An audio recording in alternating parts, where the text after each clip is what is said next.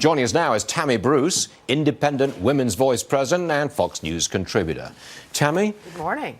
Good morning. Yes. I have a distinct feeling that a lot of these world leaders are scared to death of Donald Trump. What do you say? Yes, you know, in the beginning, you remember when he first took over, there was a lot of mocking and people were like making fun of him. And what they learned is that he means business, right? He knows what he's doing. And this is key. So we've got this very serious meeting. It's also an interesting shift in that it's clear that America is leading from the front.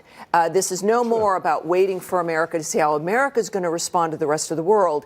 It is clear that the rest of the world is waiting to see what the president wants to do. He's already established that within 2 years, and that's good news for everyone, regardless of what your party is. This is about America remaining strong, and obviously, I think, to the market as well. They do respond to the trade deals, and it is interesting that there is no chaos happening of waiting to see what will happen at this meeting, because they know that the president has done well, and he will do well at this meeting also. I'd love to be a fly on the wall.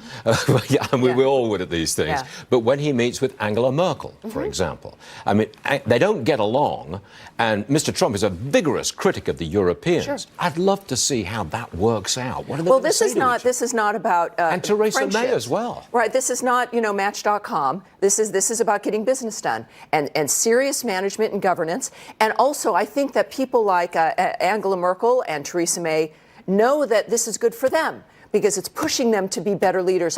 One example, though, I'll tell you, proving the president's complaints correct. Angela Merkel is late this morning because her military plane broke down and had to go back to Berlin. And the president's concern for the European Union is also about military spending. What are you doing as individual countries? This confirms the problem Germany has. When you're military, it would be like if Air Force One kind of had to hobble back, right, to Washington. That would send a message to the world that maybe your priorities are not clear. That's what she's walking in on. But also, of course, the Saudi prince is going to be there. Yes. Theresa May says she's going to bring up the Khashoggi killing. A lot of, kind of theater there for their own home audiences. The president will be, though, talking about business that is good for America, trade deals that will help the world in general. There is only one leader at this meeting, and it's Donald Trump. I know a lot of Americans who are embarrassed by our president on the world stage. I think that's ridiculous. Well, and they're missing out on an important part of American life and of their own lives to be able to enjoy what is happening for the country. The left is being misled. Liberals are being misled about the nature of what's happening here.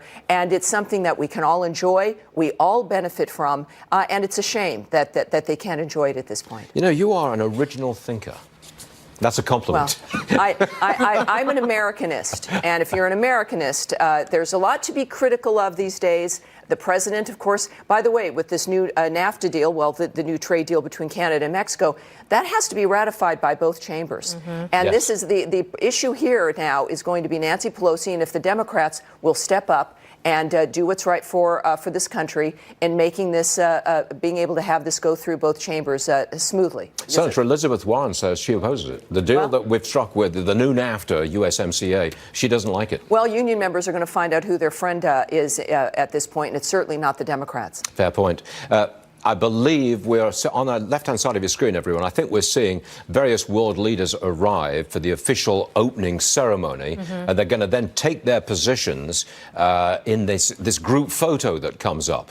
Now, in the past, they all used to wear these rather strange outfits.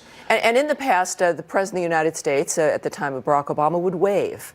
And remember, virtually with every international photograph, I think you're going to not see that, certainly here. But this is our Argentina, of course, is in a little bit of a position because they've also said that they're going to take a look at human rights violations issues regarding Saudi and Yemen.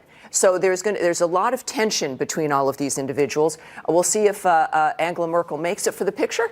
But it's a very exciting time that we can do this, and I'm glad that the United States has a strong leader there. I just find it fascinating the way our president strides across the world stage. He'll be the center of attention. What he says counts more than anything else from any other world leader. And I respect the president's strength, but the fact that he has such power and such influence also, though, highlights how weak the international framework has been and how desperate they've needed a leader because there is no one else who is able to match him. This new politician, a man new on the scene. And it just tells you the power of American business, what American business can teach you, and what a generally strong Americanist means to the world, and how it's beneficial for everyone who is in that city, because they want to meet Trump.